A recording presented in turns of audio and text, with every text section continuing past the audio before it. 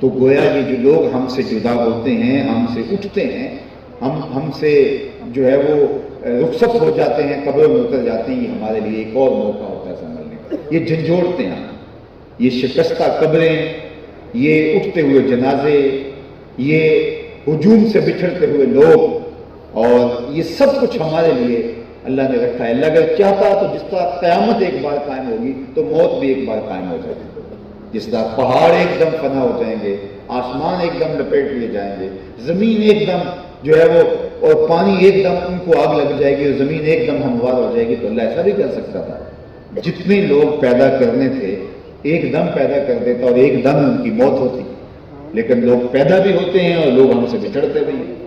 تو اس پر علماء نے بڑی خوبصورت گفتگو کی ہے، کہا کہ اگر ایسا ہوتا تو لوگ موت کا انکار کر دیتے، جس طرح کتنے لوگ ہیں کہ جو معاد کا انکار کرتے ہیں۔ وہ کہتے ہیں کہ مرنے کے بعد اٹھائے جائیں گے۔ قریش مکہ تو ڈٹ کے کہتے ہیں، سورہ یاسین کا آخری حصہ دیکھ لیجیے، وَضَرَبَ لَنَا مَثَلًا وَنَسِیَ خَلْقَهُ قَالَ مَن يُحْيِي الْعِظَامَ وَهِيَ رَمِيمٌ۔ کہاوتیں بیان کرتا ہے اور اپنی تخلیق کو بھول گیا ہے، اور حضور آپ کے پاس آ کے کہتا ہے کہ ہم جب اتنے شکستہ ہو جائیں گے، ہڈیاں ہماری مٹی میں گل جائیں گی، تو کیا دوبارہ اٹھائے جائیں گے؟ یہ نضر بن حارث تھا، بہت بڑا کافر، اور وہ کہیں سے قبرستان سے پرانی ہڈی اٹھا لایا اور حضور علیہ السلام کے سامنے کھڑا ہو گیا اور ایسے ہڈی کو توڑتا تھا، اس کے ریزے زمین پہ گرتے تھے اور ساتھ سوال پوچھتا تھا، ان ہڈیوں کو زندہ کون کرے گا جو اتنی بوسیدہ ہو گئی ہیں کہ میرے ہاتھوں کا لمس بھی گوارا نہیں کر پاتی اور گر جاتی ہیں؟ تو آپ کہتے ہیں کہ مرنے کے بعد اٹھائے جائیں گے، تو ان ہڈیوں کو کون زندہ کرے گا؟ وَضَرَبَ لَنَا مَثَلًا وَنَسِیَ خَلْقَهُ قَالَ مَن يُحْيِي الْعِظَامَ وَهِیَ رَمِیمٌ۔ ان ہڈیوں کو کون زندہ کرے گا جب یہ اتنی بوسیدہ ہو گئی؟ اب جواب سنیے، اللہ اکبر، قرآن تو پھر قرآن ہے۔ یہ سوال کرتا ہے، ہڈی توڑتا ہے، اس کے ریزے زمین پہ گرتے ہیں اور کہتے ہیں ہڈیوں کو کون زندہ کرے گا؟ اب جواب آیا، قُلْ یحییھا الذی انشأھا اول مرۃ وہو بکل خلق علیم۔ اے محبوب فرما دیجئے، اب تو پھر بھی بکھرا ہوا میٹیریل ہے، جب ہڈیاں بھی نہیں تھی، جس نے انسان بنایا جوڑ کے بھی بنا لے، کوئی مشکل۔ اب تو میٹیریل موجود ہے، اس وقت مادہ بھی نہیں تھا، نقشہ بھی نہیں تھا۔ هل اتى على الانسان حين من الدهر لم يكن شيئا مذکورا، یہ قابل ذکر چیز بھی نہیں تھا۔ تو اس کو تخلیق کیا، اس کو بنایا اور اس کو نقشہ دیا، آنکھوں میں روشنیاں رکھی، کانوں میں شنوائی کی طاقت، زبان میں گویائی کی قوت، اس کو دھڑکتا ہوا دل دیا، اس کو کیا کچھ نہیں عطا کیا تھا۔ تو یہ مٹی کا تودا، اور ایک وقت مٹی بھی نہیں، تو آج تو میٹیریل موجود ہے، بکھر گیا ہے۔ جب میٹیریل بھی نہیں تھا اس وقت بھی ہم نے اس کو بنا دیا، تو اس کو جوڑ کے بنانا ہمارے لیے کیا مشکل ہے۔ اللہ اکبر۔ تو معاد کا لوگ انکار اس لیے کرتے ہیں کہ اٹھتے ہوئے لوگوں کو دیکھا ہے، موت کا انکار اس لیے نہیں ہوتا کہ مرتے ہوئے لوگوں کو دیکھیں۔ تو اگر اللہ تعالیٰ جل شانہ تمام لوگوں کو یکبار کی مار دیتا تو پھر لوگ معاد کا انکار کر رہے ہیں تو موت کا بھی انکار کرتے۔ تو موت گویا اللہ تعالیٰ کی طرف سے ہمارے لیے انعام ہے کہ جو ہمارے اندر سے ہی ہمارے لوگ بچھڑتے ہیں۔ اگر یادداشتوں پہ زور دیں تو کتنے بچپن کے ساتھی، کتنے رشتہ دار، کتنے گلی محلے کے بزرگ جو تھے اور آج نہیں ہیں۔ تو موت کا تو انکار ہی نہیں ہو پاتا، اور ہم ایک لمحے کے لیے سوچتے ہیں، بالخصوص جب جوان میت ہوتی ہے تو اس وقت تو پھر سانسیں رکنے لگتی ہیں کہ نہ جانے ہم کب چلے جائیں۔ تو یہ ہمارے لیے اللہ تعالیٰ نے عبرت کا موقع رکھا ہے۔ اللہ تعالیٰ جل شانہ کی بارگاہ میں بس صمیم قلب دعا ہے کہ اللہ مرحوم بچے کو کروٹ کروٹ جنت کی بہاریں عطا فرمائے، اور ان کے والدین کو، بھائیوں کو، والدہ مرحومہ کو، والد گرامی کو، خاندان کے دیگر لوگوں کو اللہ اپنی جناب سے صبر عطا فرمائے، اور میرے اور آپ کے لیے بھی کہ اللہ ہم سب کو اپنی اخروی زندگی کے لیے اچھے اعمال بجا لانے کی توفیق۔ آج ہیں کوئی نہیں پتا کل ہوں گے کہ نہیں۔ فرمایا گیا موت و زندگی کے بارے میں کیا خیال ہے؟ تو ایک شخص نے کہا حضور فجر کی نماز پڑھی ہے، پتہ نہیں ظہر پڑھ سکیں گے یا کہ نہیں۔ کہا میری صحبت میں بیٹھتے اور اتنی لمبی امیدیں لگائے بیٹھے۔ کہا ظہر پڑھی ہے، پتہ نہیں عصر پڑھ سکیں گے یا کہ نہیں۔ کہا یہ بھی طول عمل ہے۔ ایک بولا عصر پڑھی ہے، پتہ نہیں مغرب پڑھ سکیں گے یا کہ نہیں۔ کہا یہ بھی لمبی امیدوں کی باتیں۔ تو عرض گزار ہوا ایک صاحب، جناب ایک رکعت پڑھی ہے، پتہ نہیں دوسری رکعت بھی پڑھ سکتے ہیں۔ فرمایا یہ سب تمہارے منہوں کی باتیں ہیں، میں تو کہتا ہوں ایک طرف سلام پھیرا ہے، پتہ نہیں دوسری طرف سلام بھی پھیرا ہے۔ کہتے ہیں ہاتھوں سے نکل گیا۔ ابھی تو سبزی والی دکان پہ دیکھا تھا، ابھی تو میری فون پہ بات ہوئی، ابھی تو کل میں موٹر سائیکل پہ جاتے ہوئے دیکھا تھا، لیکن ہاتھوں سے لوگ نکل جاتے ہیں۔ زندگی بہت بے اعتبار ہے، تو اصل زندگی آخرت کی زندگی، اس لیے خندق کھودتے صحابہ پر جب پیار آیا تو یہی کہا، اللہم ان العیش عیش الاخرہ فاغفر للانصار والمہاجرہ، اللہ زندگی تو آخرت کی زندگی ہے، میرے انصار کو بھی بخش دے، میرے مہاجروں کو بھی بخش دے۔ آج موقع ہے، کل نہیں ہوگا، آج اس موقع کو غنیمت سمجھ لیجیے۔ ایک فقیر تھا، وہ بازار میں نکل آیا اور لوگ کام کاج میں لگے ہوئے ہیں، تو اس نے ان کو کہا توبہ کرو، اللہ کی طرف رجوع کرو۔ انہوں نے الٹا اس کا مذاق اڑایا۔ فقیر وہاں کھڑا رو رہا تھا، کوئی بندہ گزرا تو اس نے کہا کہ بابا کیوں رو رہے ہو، کسی نے کوئی تنگ کیا ہے، مارا ہے؟ کہا نہیں بس ان کے رویے نے تڑپا دیا ہے اللہ نے۔ تو خیر وہ گزر گیا۔ دوسرا دن آیا تو وہی شخص جب گزرا تو وہی فقیر قبرستان میں کھڑا رہا، تو وہ پھر رک گیا، کہا کہ بابا بازاروں میں بھی روتا ہے، قبرستانوں میں بھی روتا ہے، آج کیا ماجرا ہے؟ کہا کہ بس تم اپنا راہ لو۔ کہا نہیں بتاؤ نا، کل کیوں روئے تھے، آج کیوں روئے تھے؟ کہا کل بازار گیا تھا، لوگوں کو کہا کہ لوگوں آؤ سیدھی راہ پہ آ جاؤ، لوگ مانے نہیں، وہ مان رہا تھا لیکن لوگ ہی نہیں مانے، اور آج میں ادھر آیا ہوں، آج یہ مان رہے ہیں وہ نہیں مان رہے، تو آج وہ مان رہا ہے، رحمت کے در کشادہ ہے، مائل بکرم ہے، وہ کہتا ہے کہ بس دمت العاصی تطفی ولا غضب ربی، بس ایک آنکھ کا آنسو سارے گناہ مٹا ڈالے، التائب من الذنب کمن لا ذنب لہ، بس توبہ کرنے کی دیر ہے، گناہ ایسے مٹا دوں گا جس طرح ہوں گے، بلکہ فرمایا تمہارے گناہوں کو بدل کے نیکیوں میں تبدیل کر دو، تم آؤ تو صحیح میری چوکھٹ پہ، میری دہلیز پہ۔ حضرت عمر جا رہے تھے بازار میں تو ایک شخص ہاتھ میں شراب کی بوتل پکڑی اور آ رہا ہے، تو حضرت عمر کا تو ماجرا آپ جانتے ہیں کہ بر وقت جو ہے وہ وہاں دودھا ہاتھ میں ہوتا تھا، ہاتھ جاری کر دیتے، تو اس کو کہا کہ قریب آیا تو کہا کیا ہے؟ اس نے دل ہی دل میں کہا مالک آج عمر کے قہر سے بچا لے، سچی توبہ کرتا ہوں آج کے بعد شراب نہیں پیتا، اور اس کو بغل میں دبا لیا۔ اتنے میں حضرت عمر بھی سر پہ پہنچ گیا، پوچھا کہ یہ تیرے پاس کیا ہے؟ اس نے کہا جی سرکہ ہے۔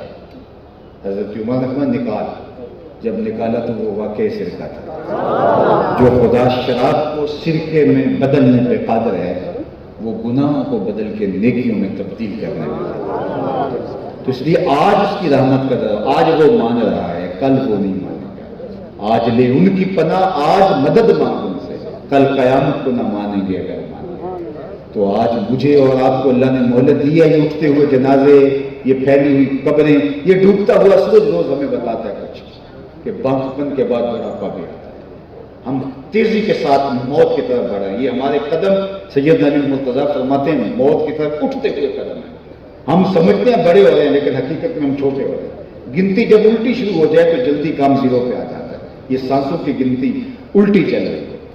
ایک بزرگ فرماتے ہیں مجھے ان الانسان لفی خسر کا ترجمہ سمجھ میں نہیں آتا تھا کہ جو انسان خسارے میں ہے، میں نے کہا انسان خسارے میں تو نہیں ہے، انسان تو جو ہے وہ دن بدن عروج اور پاکپن پا رہا ہے۔ ایک زمانہ تھا کہ پہننے کے لیے لباس پورا نہیں ہوتا تھا، اور آج اتنے لباس ہیں، موسم بدل جاتا ہے لباس بدلنے کی باری نہیں آتی، لوگوں کو نان شبینہ میسر نہیں تھا، اور آج ٹیبل پہ اتنے کھانے ہوتے ہیں کہ مشکل ہو جاتا ہے انتخاب کون سا کھائیں اور کون سا چھیڑیں، کون سا چھوڑ دیں۔ یہ لشکاریں مارتی مارکیٹیں، یہ تارکون کی بچھی ہوئی سڑکیں، یہ عالی نصب پلازے، یہ زندگی کا جمال، یہ خوبصورتیاں، اللہ اکبر۔ یہ بھی کبھی سوچا تھا کہ منرل واٹر پئیں گے ہم؟ یہ کل کی کہانی ہے، کہاں سے کہاں انسان چلا گیا۔ تو کہا کہ انسان خسارے میں، میری سمجھ میں نہیں آ رہا۔ کہتے ہیں میں ایک دن سمرقند کے بازار سے گزر رہا تھا اور ایک آدمی برف کی سل کے، جو پتھر کی سل کے اوپر برف رکھ کے بیچ رہا تھا اور ساتھ آوازیں لگا رہا تھا۔ آج کل تو یہ پاپڑ بیچنے والے بھی آواز لگاتے ہیں، اس زمانے میں وہ پتھر کی سل کے اوپر برف رکھ کے بیچ رہا تھا اور ساتھ آواز لگا۔ آواز کیا تھی؟ ارحموا ارحموا علی من یذوب راس مالہ، اور گزرنے والوں میرے پہ ترس کھاؤ، مجھ سے برف لیتے جاؤ، میں ایسا تاجر ہوں جس کا راس المال پگھلتا جائے۔ کہتے میرے قدم رک گئے اور میں نے اس کو کہا مجھے ان الانسان لفی خسر کا ترجمہ سمجھ میں آ گیا۔ برف ایک ایسا سودا ہے جو گاہک کا انتظار نہیں کرتا۔ آپ پیٹرول بیچتے ہیں تو ہو سکتا ہے کہ 6 روپے اوپر چلا جائے، پڑا پڑا کروڑوں میں فائدے میں چلے جائے، لیکن برف کل مہنگی بھی ہوگی تو کل برف ہی نہیں ہوگی، تو برف کو فوری بیچنا پڑتا ہے، یہ مچھلی کو بھی جلدی بیچنا پڑتا ہے کہ یہ پھر باسی ہو جائے، اس کی قیمت نہیں رہتی، تو یہ کہا جاتا ہے مچھلی منڈی بنی ہوئی ہے، تو مچھلی منڈی اسی لیے ہے کہ وہ چاہتے ہیں جتنی جلدی بک جائے، اس لیے شور ڈال رہے ہوتے ہیں، تو کچھ چیزیں ہوتی ہیں ان کو فوری بیچنا ہوتا ہے، تو وہ برف والا کہہ رہا تھا لوگوں مجھ سے برف لیتے جاؤ، ایک ایک ڈلی لے کے جاؤ، کوئی درہم، کوئی دینار، کوئی اناج، کوئی پادشاہ جات اس کے بدلے میں دے دو، چونکہ میں ایک ایسا تاجر ہوں جس کا راس المال پگھلتا جا رہا ہے، میں یذوب و راس المال ہے، میں تاجر ہی ایسا ہوں جس کا راس المال پگھلتا جا رہا ہے۔ کہتے ہیں جب اس نے آواز لگائی تو میرے قدم رک گئے، میں نے کہا ان الانسان لفی خسر، مجھے اس کا آج ترجمہ سمجھ میں آیا، جس طرح تیری برف پگھلتی جا رہی ہے میری زندگی پگھلتی جا رہی ہے، تیری برف قطرہ قطرہ پگھل رہی ہے، میری زندگی سانس سانس پگھل رہی ہے، اور اگر تو اس برف کو ابھی بیچ لے تو اس کے بدلے میں 4 آنے کما لے گا، اور میں ان سانسوں کے بدلے درود پڑھ لوں، ان سانسوں کے بدلے قیام کر دوں، ان سانسوں کے بدلے رکوع کر دوں، کسی دکھی کے سر پہ ہاتھ رکھ دوں، کسی پریشان حال اور دکھی کی مدد کر دوں، تو یہ میری سانسیں کام آ گئی، ورنہ تو یہ سو کے بھی گزر جائیں۔ تو خوش نصیب وہ شخص ہے جو اپنی زندگی کی قیمت کو جانتا ہے۔ سب سے قیمتی اثاثہ جو ہمیں دیا گیا ہے وہ سانس ہے، وہ وقت ہے، وہ زندگی ہے۔ امام شافعی فرماتے ہیں مجھے فقیروں کی 2 چیزوں نے بڑا نفع دیا ہے، اور وہ بہت بڑے عالم ہو کے حضرت بشر حافی کے پیچھے دوڑتے تھے، تو کسی نے کہا کہ تم اتنے بڑے عالم ہو اور بشر حافی سے کیا ڈرتے ہو؟ تو آپ نے فرمایا کہ یہ امام احمد بن حنبل نے کہا، فرمایا کہ احمد بن حنبل جس رب کو مانتا ہے بشر حافظ رب کو جانتا بھی ہے۔ تو شافعی علیہ الرحمہ فرماتے 2 چیزوں نے بڑا نفع دیا، ایک تو صوفیاء کا یہ قول کہ الوقت سیف قاتل، وقت کاٹ دینے والی تلوار ہے، اگر تم وقت کو تم کاٹو گے تو اپنی مرضی سے کاٹو گے، ورنہ وقت تمہیں کاٹ دے گا۔ اور دوسری صوفیاء کی بات نے مجھے یہ نفع دیا کہ اپنے آپ کو نیکی میں مشغول کر دو، ورنہ شیطان اور نفس تمہیں برائی میں مشغول کر دے گا، تو اپنے آپ کو اس طرح سے تانا بانا بن لو اپنے گرد کہ تم خیر کے کاموں سے ہی فرصت نہ پاؤ، ورنہ شیطان اور نفس تمہیں مشغول کر دے گا گناہ کے کاموں میں، قیمتی گھڑیاں جو موتیوں سے بھی زیادہ قیمتی ہیں برباد ہوتی چلی جائے گی۔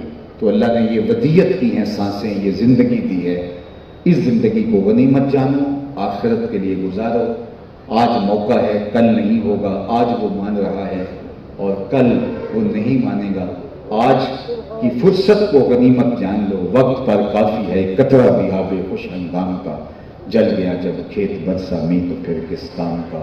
میری دعا ہے بارگاہ عزتی میں کہ ہمارے میزبان عالی مرتبت کو اللہ توفیق صبر عطا فرمائے، ہمارے ختم نبوت کے عظیم مبلغ جنہوں نے اپنی شبانہ روز کوششوں سے کتنے قادیانیوں کے سینوں میں ایمان کا چراغاں کیا اور اپنا سارا شباب اور شباب کی ساری جولانی انہوں نے اس راستے میں لگا دی، تو انہوں نے مجھے بتایا کہ ہمارے میزبان محترم جناب پیر عثمان غنی صاحب ان کے ساتھ جو ہے وہ کشاں چلتے ہیں اور ان کے ہم سفر ہیں، اللہ اس کی بھی ان کو بہتر جزا اور صلہ عطا فرمائے۔ آپ جس شوق فراواں کے ساتھ تشریف لائے، میں آگے کہیں اور میرا انتظار نہ ہو رہا ہوتا تو میں مزید آپ سے کچھ کلام کرتا، لیکن جو کہا گیا اللہ اثر کی شیرینی ڈال کے روحوں میں اتار دے۔ وہ کیا کسی نے کہا تھا طوفان دوں لانے سے چشم فائدہ، 2 اشک بھی بہت ہیں گر اثر کریں۔ اگر یہ میری باتیں آپ کے دل تک پہنچ گئیں تو میں سمجھوں گا کہ میرا آنا بابرات ٹھہرا۔ اللہ اپنی خاص عنایتوں کا حاصل غفر دے۔ وآخر دعوانا ان الحمدللہ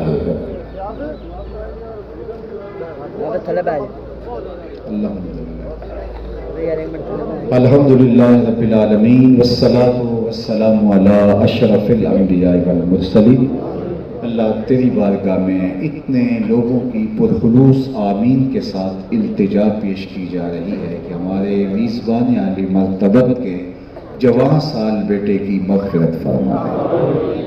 اللہ ان کی قبر کو وسیع، کشادہ، منور، خوشبودار و ٹھنڈا کر دے۔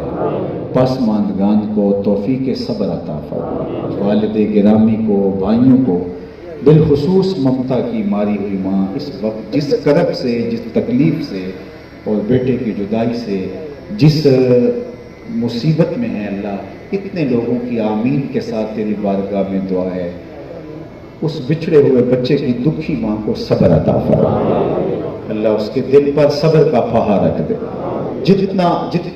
جتنی بڑی تکلیف آئی، جتنی بڑی آزمائش آئی، امتحان اور ابتلا آئی، اللہ اتنا بڑا صبر عطا فرما اللہ، اپنا خاص کرم فضل جبی خاندان کے شامل حال فرما، جتنے لوگ تشریف لائے سب کے فوت شدگان کی مغفرت فرما، سب کی قبروں کو منور فرما اللہ، اس موقع پہ تیری بارگاہ میں التجا ہے، میرے وطن کی خیر فرما، میرے ملک کو امن کے اجالے عطا کر دے، معیشت کا جمال اور معاشرت کا حسن عطا کر دے، میرے ملک کے اندر پھیلا ہوا داخلی اور خارجی انتشار ختم فرما دے اللہ، میرے ملک کو حقیقی استحکام نصیب فرما، سیاسی استحکام نصیب فرما، معاشی استحکام نصیب فرما، پوری دنیا کے مسلمانوں کو کھویا ہوا وقار دے دے، جہاں جہاں بھی امت مسلمہ ظلم اور جبر کی باہوں میں کسی کرا رہی ہے، نجات عطا فرما وصلی اللہ تعالی علی النبی الامین وآلہ وصحبہ اجمعین۔